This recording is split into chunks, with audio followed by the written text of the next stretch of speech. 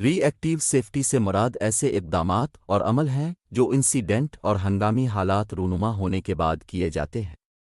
اس کے برعکس پرو active safety میں انسیڈنٹ کو ہونے سے پہلے روکنا مقصد ہوتا ہے، جبکہ ری ایکٹیو سیفٹی میں انسیڈنٹ کے نتیجے میں نقصانات کو کم کرنے اور دوبارہ ہونے سے روکنے پر توجہ مرکوز کی جاتی ہے۔ ہم الیکٹریکل پاور سٹیشن میں ہوئے ایک انسیڈنٹ کے متعلق بتاتے ہیں، جس میں ایک پاور ٹرانسفارمر اندرونی خرابی کی وجہ سے پھٹ جاتا ہے، جس سے آگ لگ جاتی ہے۔ اس کے نتیجے میں کئی کارکن دھوئیں میں معمولی جلنے اور سانس لینے کے مسائل کا سامنا کرتے ہیں۔ ایک ورکر انخلا کے دوران اپنی بازو توڑ لیتا ہے۔ ایک ورکر سیڑھی سے گر جاتا ہے، جس سے اس کے ٹخنے میں موچ آ جاتی ہے۔ دھماکے سے سامان کو کافی نقصان پہنچتا ہے، لیکن کوئی جانی نقصان نہیں ہوتا۔ ری ایکٹیو اقدامات: فوری طور پر آگ بجھانے کے نظام کو فعال کرنا، سٹاف اور ورکرز کو بحفاظت نکالنا، آگ بجھانے کے لیے ہنگامی کارروائی، اور خراب ٹرانسفارمر کی تبدیلی۔ اس کے علاوہ، اس طرح کے انسیڈنٹ کو روکنے کے لیے مینٹیننس شیڈول اور طریقہ کار کو اپ ڈیٹ کرنا۔ تمام متاثر ہے ورکرز کو فرسٹ ایڈ دینا اور اس کے بعد طبی معائنہ و علاج کی سہولت دینا۔ دھماکے کی وجہ سے ورکرز کے زخمی ہونے کی روٹ کاز اور ٹرانسفارمر پھٹنے کی انویسٹیگیشن کرنا۔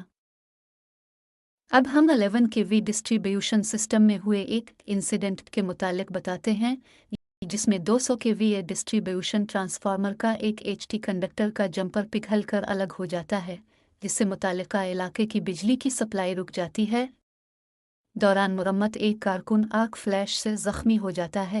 3 ایچ ٹی کنڈکٹر کے جمپر پگھلنے سے بجلی کی سپلائی میں کافی خلل پڑتا ہے۔ 4 دوران علاج آرک فلیش سے متاثر ورکر مہلک حادثے کا شکار ہو جاتا ہے۔ ری ایکٹیو اقدامات: مزید نقصان سے بچنے کے لیے متاثرہ علاقے کی سپلائی کو بند کرنا اور پگھلے ہوئے ایچ ٹی کنڈکٹر کی مرمت کرنا۔ ٹرانسفارمر کی انسپیکشن اور مینٹیننس شیڈول اور طریقہ کار کو بہتر بنانا۔ ایسی صورتحال سے نمٹنے اور درست عملی اقدامات کو بہتر بنانے کے لیے متعلقہ ورکرز کو تربیت فراہم کرنا۔ آرک فلیش سے جلے ورکرز کی فوراً برن یونٹ منتقلی اور بروقت علاج معالجہ کو یقینی بنانا۔ ورکر کا مہلک حادثہ اور ٹرانسفارمر کی سپلائی میں تعطل کی انویسٹیگیشن کرنا۔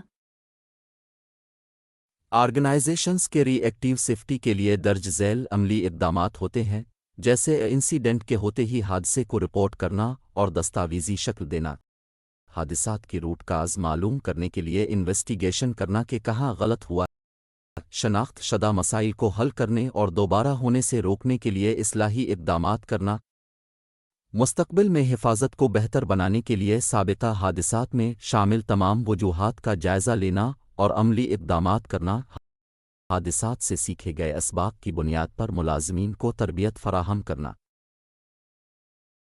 ری ایکٹیو سیفٹی کے کئی فوائد ہیں۔ انسیڈنٹ کے نتیجے میں نقصانات کو کم کرنے کے لیے فوری کارروائی کرنا، حادثات سے بصیرت حاصل کرنا تاکہ موجودہ حفاظتی طریقوں اور منظور شدہ سیفٹی پروسیجر کو بہتر بنایا جا سکے، انسیڈنٹ کے نتیجے میں فوری انویسٹیگیشن کر کے حفاظتی ضوابط کی قانونی تعمیل کو یقینی بنانا۔ ری ایکٹیو سیفٹی میں پرو ایکٹیو سیفٹی کے مقابلے میں کچھ کمزوریاں بھی ہیں۔